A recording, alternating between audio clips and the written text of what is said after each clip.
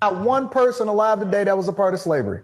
No, for sure. Most of these that's claiming that they done been through something may never experience no racism in their life. But I guess it's the systemic part that we still. What's systemic about it? Systemic racism? Mm-hmm. Tell me what's systemic about it. I don't see it. Wait, did they change? What's the thing where you got to hire a certain amount of colored people, whatever? That's racist in itself. All right, so I want y'all to notice, even the guy that's asking questions don't even know anything about systemic racism. He was like, what's systemic about it? Well, there was this one time, and I'm not clowning the guy that's interviewing him. I'm just saying a lot of times we are taught our talking points from somebody who don't really have knowledge of what they want us to complain about. All they want to do is have us complain about something and I guess point a finger at another group of individuals, removing all accountability from ourselves.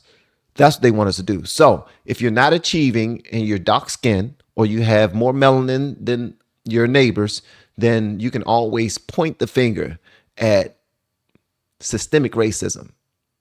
You understand what I'm saying? It's not really about actually going through something racist. It's about being able to point the finger at a system that put measures in place to hold you down as a colored individual. All right, let's go and jump into it. What's the thing where you got to hire a certain amount of colored people, whatever? That's racist in itself. Yeah, I know. Affirmative action? Affirmative action, yeah. That's racist. There's some companies that's pulling that back. They're saying, hey, yeah, they did away with it. Yeah, they're largely. Like, yeah, the Supreme Court did away with affirmative action. Yeah. Shout out to the Supreme Court. Yeah, I'm like, let's get That's racist in itself. That means that you're not getting in on your merits. You're getting in based off of the fact that they had to include you. I know so many people that got into college based off of the fact that they was a part of a diversity, equity, and inclusion program, and they flunked. Right, we got to put you in here. They couldn't even handle it because they wasn't prepared to be able to compete on a larger scale. Now I need to stop him right quick. All right, so somebody turn me on to Thomas Sowell. If it weren't for this political commentary journey that I'm on, or if it weren't for reactions and somebody told me about Thomas Sowell, I just heard about him 2 years ago. That was one of his main points. He was saying that people get into college and universities because of the color of their skin, but they're not even prepared for the curriculum that's in the university. So the dropout rates is extremely high. So you get into the university, you make your family proud. Look, dad, look, mom, look, aunts, look, all of my cousins. I got into school. Yeah, you got into school, but are you going to be able to stay in the school? Because you got there under false pretenses, because they set this up to, I guess, create opportunities for underserved communities, people who don't have the resources, like black folk, right? So they put you in these universities knowing that you currently read on a 4th or 5th grade level. Your math, you do math on a 4th or 5th grade level, and you're about to go to college? What? Okay, make that make sense.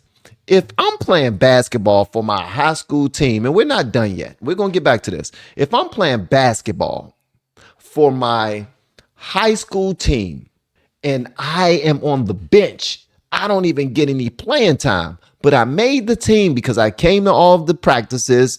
I showed the coach that I'm willing to hustle and do anything. I'm willing to get out there and dive for the ball. I'm willing to play great defense, and I'm willing to apply pressure when necessary. So I made the team. I'm just sitting on the bench. I'm not getting any playing time. So even compared to other high schoolers, I am not that great. So what they do is intellectually, they say, yo, you already wasn't great as a high school player on your team. We're going to go ahead and force these colleges to give you a spot on their teams when you go to college. Please tell me how you believe these children are going to perform when they go and play on these higher teams with faster people, stronger people who earn their spots. They're going to get decimated. They're going to get embarrassed. And that's exactly what's happening in colleges and universities all around the United States.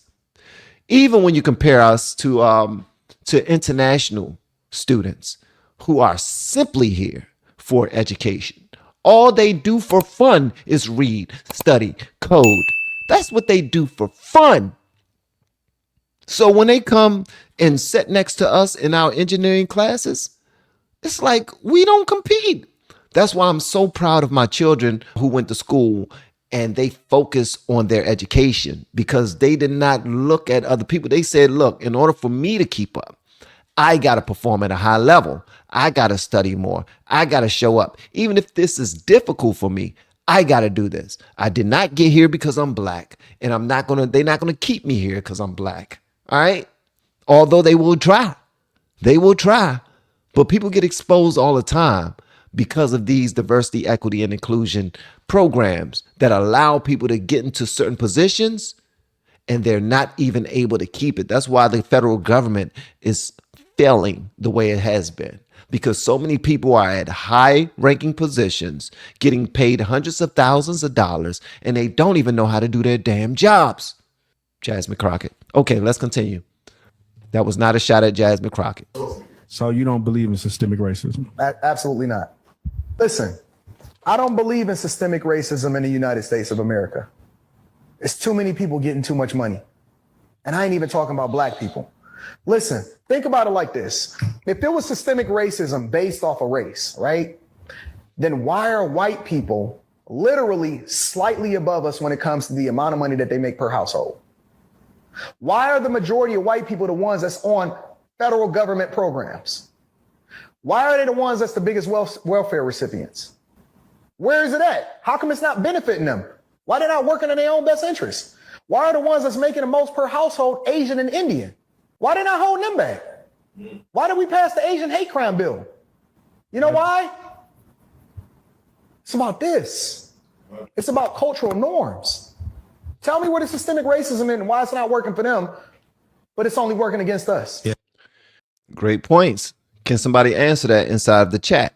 Now, if you're a Democrat or you voted for Kamala or you're just against Trump or any of that, please let me know. Just answer those questions inside the chat, because these are very important points. It's something that Angela Rye don't ever bring up. You know, that's the young lady who goes on to different shows and she talks about black empowerment and how white people are holding us back. Every single opportunity she has, she goes on these shows and she discusses this. Mark Lamar Hill is one of them. Swollen Martin is one of them. Dr. Umar Johnson is one of them. And we can go on and on. Jasmine Crockett is one of them. Like how they're holding us back. And Jasmine Crockett, she's one of the most disingenuous, because she had a $35,000 a year education coming up. $35,000 a year. And I'm not even talking about college. I'm talking about grade school, private school, whatever her parents did for a living, and they were black. Why weren't they held down? Why weren't they held back? Because they were just so excellent? Why are white people so broke if systemic racism is against every other race but white people? Yeah, there's only one race, the human race. I get that. But we're talking about black versus white because a lot of people like to bring in this systemic racism argument every opportunity they get. At the end of the day, man, I like the fact that he's discussing this because it's going to wake up a whole bunch of people. It's going to wake up a poop ton of people. We have been helping people grow online. It has been absolutely amazing. We have helped many content creators get from zero to monetization in under 30 days. We even have a couple of these superstars who did it in 1 or 2 weeks. If you want to learn how to do YouTube, I don't care your age, I don't care what skills or talents you have. Trust me, I can help you do it effortlessly. Just reach out to me with the word coach and we can get it done. One more thing.